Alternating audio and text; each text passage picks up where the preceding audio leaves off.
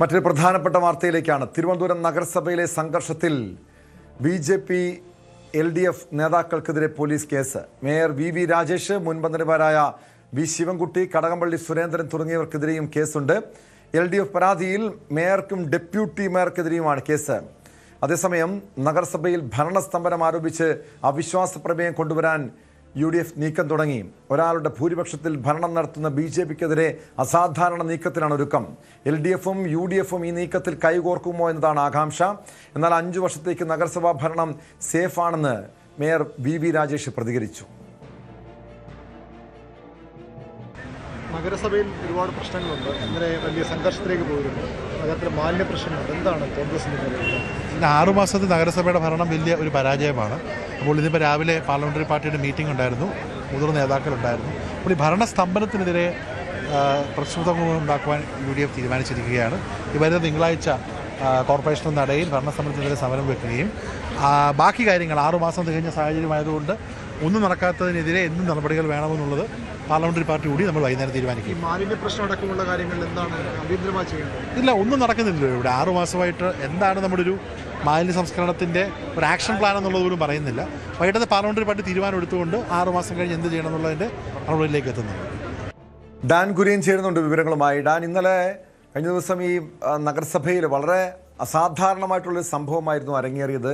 പരസ്പരം പോർ വിളിക്കുന്നു, നേർക്കുനേർ ഏറ്റുമുട്ടുന്നു, ഒടുവിൽ പോലീസ് കേസും നടപടിയുമായിരിക്കുന്നു. ഇതാരൊക്കെയാണിപ്പോൾ ഈ നഗരസഭയിലെ സംഘർഷവുമായി ബന്ധപ്പെട്ട് പ്രതിപട്ടികയിലുള്ളത്? മ്യൂസിയം പോലീസാണ് ഇതുമായി ബന്ധപ്പെട്ട 4 കേസുകൾ രജിസ്റ്റർ ചെയ്തിരിക്കുന്നത്. അതിൽ LDF കൗൺസിലർമാർ നൽകിയിരിക്കുന്ന പരാതിയിൽ മേയർ വി രാജേഷിനെയും ഡെപ്യൂട്ടി മേയർ ആശാനാഥിനെയും ഉൾപ്പെടെ പ്രതി ചേർത്തുകൊണ്ടാണ് പോലീസ് കേസെടുത്തിരിക്കുന്നത്. അതേപോലെ തന്നെ മുൻ മന്ത്രിമാരായ വി ശിവൻകുട്ടി, കടകംപള്ളി സുരേന്ദ്രൻ തുടങ്ങിയവർക്കെതിരെ മ്യൂസിയം പോലീസ് സ്വമേധയും കേസെടുത്തിട്ടുണ്ട്. ഇങ്ങനെ 4 കേസുകളാണ് ആകെ രജിസ്റ്റർ ചെയ്തിരിക്കുന്നത്. മേയറുടെ വഴി തടസ്സപ്പെടുത്താനായി, ഓഫീസിലേക്ക് എത്തിയ മേയറുടെ വഴി തടസ്സപ്പെടുത്താനായി നഗരസഭയുടെ കവാടത്തിൽ റിലേ സമരം നടത്തിയിരുന്ന LDF കൗൺസിലർമാരുടെയും പ്രവർത്തകരുടെ നേതൃത്വത്തിൽ ബോധപൂർവമായ ശ്രമം ഉണ്ടായി എന്നാണ് BJPയുടെ ആക്ഷേപം. അങ്ങനെയാണ് മേയറെ അസഭ്യം പറയുകയും അതോടൊപ്പം അകത്തേക്ക് കയറുന്നത് തടയാനായി ബോധപൂർവ്വം ശ്രമിക്കുകയും ചെയ്തുവെന്നാണ് പരാതി. അതേസമയം മേയറാണ് അസഭ്യം പറയുകയും ഒരു തരംതാണ രീതിയിൽ തങ്ങളോട് പെരുമാറുകയും ചെയ്തതെന്ന നിലപാടിലാണ് LDF കൗൺസിലർമാരാണ് എന്ന ഒരു പരിഗണന പോലും തരാതെ അവിടെ നിന്ന് ബലം പ്രയോഗിച്ച് നീക്കി വി രാജേഷിനെ അകത്തേക്ക് കടത്താനായി നടത്തിയ ശ്രമമാണ് ഇങ്ങനെയൊരു സംഘർഷത്തിലേക്ക് നയിക്കുകയും കൗൺസിലർമാർക്ക് പരിക്കേൽക്കുകയും ചെയ്യുന്ന തരത്തിലേക്ക് കാര്യങ്ങൾ എത്തിക്കുകയും ചെയ്തതെന്ന ഒരു വിമർശനമാണ് LDF ഉന്നയിക്കുന്നത്. എന്തായാലും നഗരസഭയിലെ ഭരണം സ്തംഭിച്ച അവസ്ഥയാണ് എന്ന് ചൂണ്ടിക്കാണിച്ചുകൊണ്ട് ഇതൊരു രാഷ്ട്രീയ അവസരമാക്കി മാറ്റി LDF BJP നഗരസഭാ ഭരണത്തിനെതിരെ അവിശ്വാസ പ്രമേയം കൊണ്ടുവരാനുള്ള നീക്കമാണ് UDF കൗൺസിലർമാരുടെ നേതൃത്വത്തിൽ ആരംഭിച്ചിരിക്കുന്നത്. ഇന്ന് വൈകുന്നേരം ചേരുന്ന പാർട്ടിയുടെ യോഗത്തിൽ, പാർലമെൻ്ററി പാർട്ടിയുടെ യോഗത്തിൽ അതുമായി ബന്ധപ്പെട്ട ഒരു തീരുമാനം കൈക്കൊള്ളും. വരുന്ന തിങ്കളാഴ്ചയാണ് നഗരസഭയിൽ കൗൺസിൽ യോഗം ചേരുക. സുഗതൻ്റെ സത്യപ്രതിജ്ഞ നടക്കുന്നതിന് തടസ്സമായി നിൽക്കുന്നത് വിയ്യൂർ സെൻട്രൽ ജയിലിൽ അയാൾ കഴിയുകയാണ് എന്നതാണ്. അതുകൊണ്ട് തന്നെ കാപ്പ ഉപദേശക സമിതിയെ സമീപിച്ച് അനുകൂലമായൊരു തീരുമാനത്തിന് വേണ്ടിയുള്ള കാത്തിരിപ്പിലാണ് തിരുവനന്തപുരം നഗരസഭാ അധികൃതർ. അവിടെ നിന്നൊരു അനുകൂല തീരുമാനം ഉണ്ടായില്ലെങ്കിൽ ഹൈക്കോടതിയെ അടിയന്തരമായി സമീപിക്കാനാണ് നീക്കം. കാരണം ചുരുങ്ങിയ ദിവസങ്ങൾ മാത്രമാണ് ബാക്കിയുള്ളത്.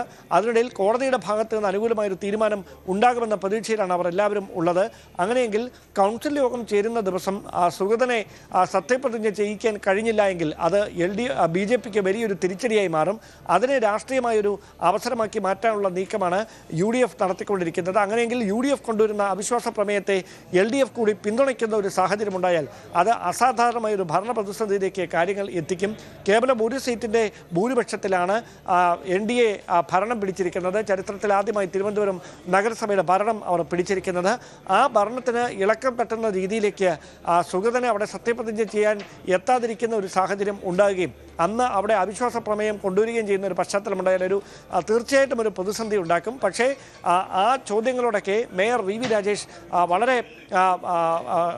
ഒരു കോൺഫിഡൻസോടെ തന്നെ, അതായത് 5 വർഷത്തേക്ക് BJP സേഫാണ്, അത് കഴിഞ്ഞിട്ടുള്ള കാലവും അങ്ങനെ തന്നെ ആയിരിക്കുമെന്ന തരത്തിലുള്ള പ്രതികരണമാണ് നടത്തിയിരിക്കുന്നത്. എന്തായാലും സുഗതൻ വ്യക്തിപരമായും BJP നേതൃത്വം കൂട്ടായും സുഗതനെ അവിടെ സത്യപ്രതിജ്ഞയ്ക്ക് വേണ്ട അവസരമൊരുക്കുന്നതിന് വേണ്ടിയുള്ള നിയമോപദേശം തേടിയിട്ടുണ്ട് എന്നാണ് ലഭിക്കുന്ന വിവരങ്ങൾ. പക്ഷേ അങ്ങനെ ഒരു പ്രതിസന്ധി ഉണ്ടായാൽ ഡാൻ സുഗതൻ്റെ സത്യപ്രതിജ്ഞ നീണ്ടുപോകുന്നൊരു സാഹചര്യം ഉണ്ടായാൽ ഈ UDFിൻ്റെ പുതിയ ഈ നീക്കം, അതായത് ഈ അവിശ്വാസ പ്രമേയ നീക്കത്തോടെ എങ്ങനെയായിരിക്കും LDFിൻ്റെ പ്രതികരണം? ഈ LDF UDFും കൈകോർത്താൽ മാത്രമേ ഈ രീതിയിൽ ഈ അവിശ്വാസ പ്രമേയം വിജയിക്കുകയുള്ളൂ.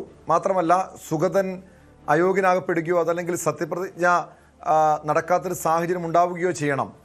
അത്തരമൊരു ഭരണ പ്രതിസന്ധിക്ക് സാധ്യതയുണ്ടോ? അതോ ഇതിനെ മറികടന്നുകൊണ്ട് നിയമപരമായി തിടുക്കത്തിൽ തന്നെ മുന്നോട്ട് പോകുന്ന ഒരു നടപടി BJPയുടെ ഭാഗത്തുനിന്നുണ്ടാകുന്നുണ്ടോ? LDFിനെ സംബന്ധിച്ച് സമീപകാലത്തൊന്നും ഉണ്ടാകാത്ത ഒരു പ്രതിസന്ധിയാണ് നഗരസഭയിൽ ഉണ്ടായിരിക്കുന്നത്. കാരണം തിരുവനന്തപുരം നഗരസഭയുടെ ഭരണം കൈവിട്ടു പോകുക എന്ന് പറയുന്നത് LDFിന് ഒരിക്കലും സ്വപ്നത്തിൽ പോലും ആലോചിക്കാൻ കഴിയാത്ത ഒരു സാഹചര്യം ഉണ്ടായിരുന്നു. അങ്ങനെ ഒരു അവസ്ഥയിലാണ് LDFിന് അവിടെ ഭരണം നഷ്ടപ്പെടുന്ന സാഹചര്യം ഉണ്ടായത്. അതിൽ അന്നേ അവർ അസ്വസ്ഥരാണ്.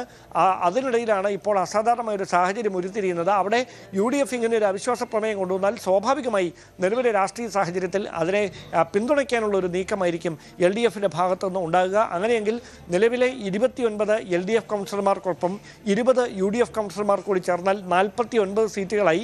ആ 49-നൊപ്പം സ്വതന്ത്രനായ ഒരു സീറ്റ് കൂടി തങ്ങൾക്ക് അനുകൂലമായി വരുതിയിൽ നിർത്താൻ കഴിഞ്ഞാൽ അത് അവിശ്വാസ പ്രമേയം കൊണ്ടുവരുന്ന UDFിനെ സംബന്ധിച്ച് വലിയൊരു നേട്ടമായി മാറും.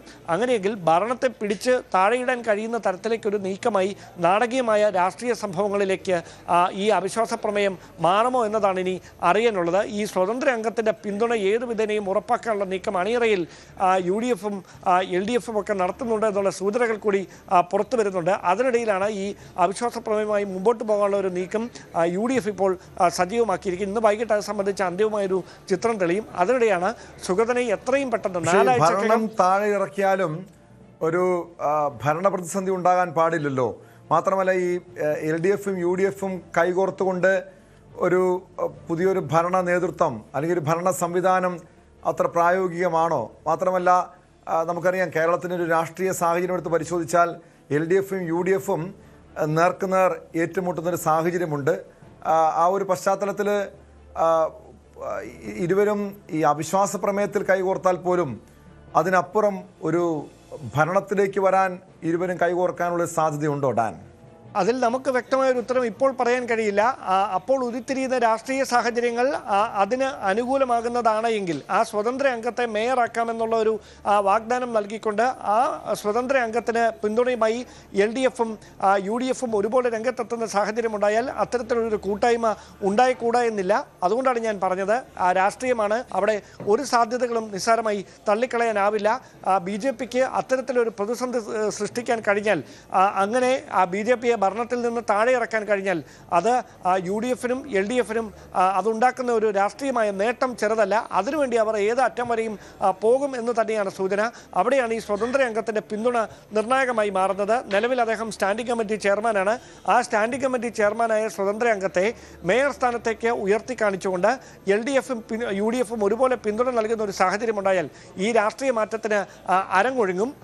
അത് പക്ഷേ തന്ത്രപരമായി അതിനെ അതിജീവിക്കാനുള്ള നീക്കം BJP ആരംഭിച്ചിട്ടുണ്ട്. അതുകൊണ്ടാണ് സുഗതനെ എത്രയും വേഗത്തിൽ ഒട്ടും സമയം കളയാതെ തന്നെ കൗൺസിലിൽ എത്തിച്ച് സത്യപ്രതിജ്ഞ ചെയ്യിപ്പിക്കാനുള്ള നീക്കം BJP നേതൃത്വം സജീവമാക്കിയിരിക്കുന്നത്. അതുകൊണ്ട് തന്നെയാണ് വരുന്ന തിങ്കളാഴ്ച എന്ന് പറയുന്നത് BJPയെ സംബന്ധിച്ചും LDFിനെ UDFിനെ സംബന്ധിച്ചും നഗരസഭയിൽ നിർണായകമായി മാറുന്നത്.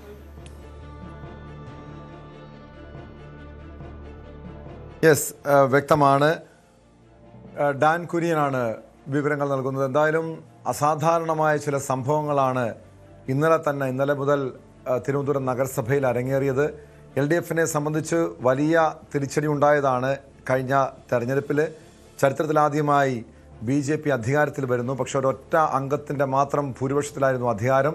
അത് പിന്നീട് സുഗതൻ്റെ കേസ്, പിന്നീട് ചില കൗൺസിലർമാരുടെ സത്യപ്രതിജ്ഞ ഹൈക്കോടതി അസാധുവാക്കിയത്, അത്തരം ചിലൊരു ഭരണ പ്രതിസന്ധിയുടെ ചില സൂചനകൾ കാണുന്നുണ്ട്.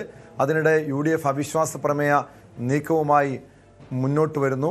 LDFും UDFും കൈകോർത്ത് കഴിഞ്ഞാൽ ഒരുപക്ഷെ BJPയുടെ ഭരണം ചരിത്രത്തിലാദ്യമായി കേരളത്തിലെ ഒരു കോർപ്പറേഷൻ ഭരണം അവർ അധികാരത്തിലെത്തിയെങ്കിൽ പക്ഷെ അത് താഴെ വീഴുന്നൊരു സാഹചര്യം പോലും ഉണ്ടാകാം. പക്ഷേ അത്തരം ഭരണപ്രതിസന്ധി ഇല്ല, നിലവിൽ സേഫാണെന്നാണ് മേയർ വി രാജേഷ് നേരത്തെ മാധ്യമങ്ങളോട് പ്രതികരിച്ചത്. കൂടുതൽ വാർത്തകൾക്ക് news 18 Keralam YouTube channel subscribe ചെയ്യുക.